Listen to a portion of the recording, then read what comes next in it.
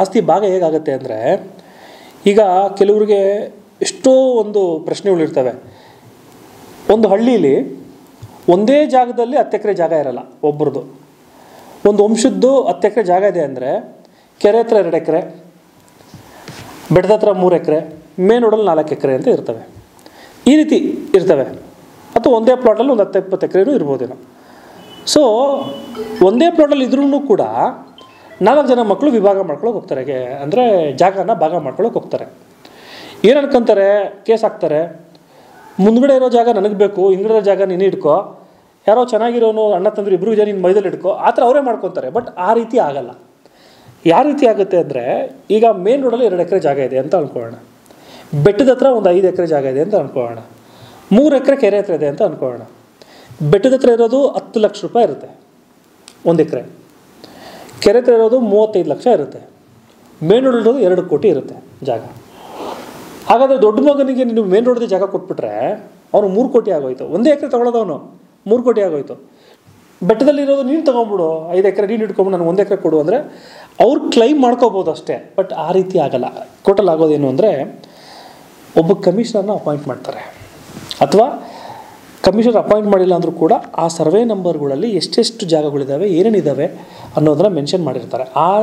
ಆ ಜಾಗಕ್ಕೆ, ಆ ಜಾಗದಲ್ಲಿ 1 ಎಕರೆಯಲ್ಲಿ 3 ಭಾಗ ಆಗುತ್ತೆ. ಮೇನ್ ರೋಡಲ್ಲಿರೋದು 3 ಜನಕ್ಕೂ ಎಷ್ಟೆಷ್ಟು ಈಕ್ವಲ್, 40 ಕುಂಟೆ ಡಿವೈಡೆಡ್ ಬೈ 3 ಆ ರೀತಿ ಆಗ್ತವೆ. ಕೆರೆ ಹತ್ರ ಬರೋದು 3 ಎಕರೆ ಡಿವೈಡೆಡ್ ಬೈ 3 1 ಎಕರೆ ಬರ್ತವೆ. ಬೆಟ್ಟದ ಹತ್ರ ಇರೋದು 5 ಎಕರೆ, ಅದು ಡಿವೈಡೆಡ್ ಬೈ 3. ಆಗ ಎಲ್ರಿಗೂ ಕೂಡ ಅಲ್ಲಲ್ಲೇ ಚಾಕ್ಲೇಟ್ಗಳಾಗ್ತವೆ. ಆವಾಗ ಏನಾಗುತ್ತೆ, 1 ಕೋಟಿ ಇರೋ ಜಾಗದಲ್ಲಿ ಒಬ್ಬನಿಗೆ ಅಷ್ಟು ರಿಮೈನಿಂಗ್ ಜಾಗದಲ್ಲಿ 35 ಲಕ್ಷ ಬಂತು. ಇಲ್ಲಿ 35 ಲಕ್ಷ 1 ಎಕರೆ ಅದು ಬಂತು. 35 70 ಆಯಿತು. ಅದೊಂದು 10 ಲಕ್ಷ ಅಂದ್ಕೊಳ್ಳೋಣ, 85. ಎಲ್ರಿಗೂ ನೀವು ಲೆಕ್ಕ ಹಾಕೊಂಡು ನೋಡಿ, ಕರೆಕ್ಟಾಗಿ 85 ಲಕ್ಷನೇ ಬಂದಿರುತ್ತೆ. ಹಾಗಾದರೆ ಹಂಗಿಲ್ಲ ಸರ್, ನಮ್ದು ಒಂದೇ ಪ್ಲಾಟ್ ಇದೆ, ಮೇನ್ ರೋಡಲ್ಲಿ 3 ಎಕರೆ, ಹಂಗೆ ಹಿಂದೆ ಎಳ್ಕೊಂಡು ಹೋಗ್ಬಿಡಿ, ಹಿಂದ್ಗಡೆ ಒಂದು 10 ಎಕರೆ ಇದೆ, ಹಿಂದ್ಗಡೆ ಹಂಗೆ ಬೈಲ್ ತಂದ್ಕೊಂಡೋಗುತ್ತೆ. ಮೇನ್ ರೋಡಲ್ಲಿರೋದು 1 ಕೋಟಿ ರೂಪಾಯಿ, ಹಿಂದ್ಗಡೆ ಇರೋದು 25 ಲಕ್ಷ.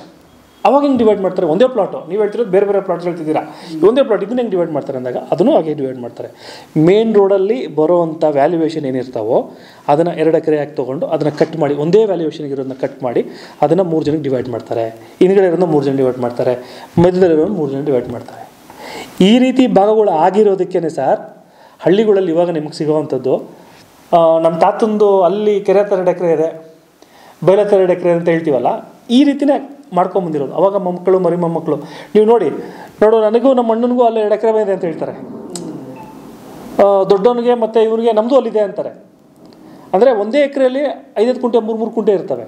ಅಂದರೆ ಆಗಿಂದನೂ ಕೂಡ, ಮಹಾರಾಜರ ಕಾಲದಿಂದನೂ ಕೂಡ ಭಾಗ ಅಂದರೆ ಇದೇ ಥರ ಬರೋದು.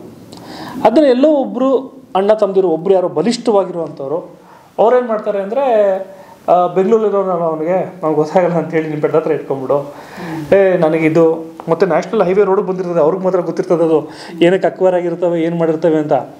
ಭಾರಿ ಬುದ್ಧಿ ಹೊಂದಿರ್ತಾರೆ. ಅವ್ರು ಬೆಂಗಳೂರವ್ರಿಗೆ ಹೇಳಲ್ಲ. ಅವ್ರು ಹೇಳ್ತಾರೆ, ಇಲ್ಲ ನೀನು ಇದು ಇಟ್ಕೋ, ನೀನು ಇದು ಮಾಡ್ಕೋ, ನೀನು 3 ಎಕರೆ ಇಟ್ಕೊಂಬಿಡು, ನಾನು ಒಂದೇ ಸಾಕು, ಇಷ್ಟು ದಿನ ನನ್ನ ಮದುವೆ ನಮ್ಮ ಮಕ್ಕಳು ಹೆಂಡತಿ ಮಕ್ಕಳನ್ನ ನೋಡ್ಕೊಂಡಿದ್ದೀಯ ನೀನು ಅಂತ ಹಿಂಗೆಲ್ಲ ಮಾಡ್ತಾರೆ. ಸೊ ಈ ರೀತಿ ಕೇಸ್ಗಳೆಲ್ಲ ಬರ್ತಾ ಇರ್ತವೆ ಸರ್. ಬಟ್ ಭಾಗ ಆಗೋದು ಇದೇ ರೀತಿ. ಆ ಸರ್ವೆ ನಂಬರ್ಗಳಲ್ಲಿ, ಆ ಜಾಗಗಳಲ್ಲಿ ಕೇಕ್ ಕಟ್ ಮಾಡ್ದಂಗೆ ಮಾಡಿ ವಿತರಣೆ ಮಾಡ್ತಾರೆ. ಇದೇ ಕೋರ್ಟಲ್ಲಿ ಆಗೋ ವಿಭಾಗ. Thank you.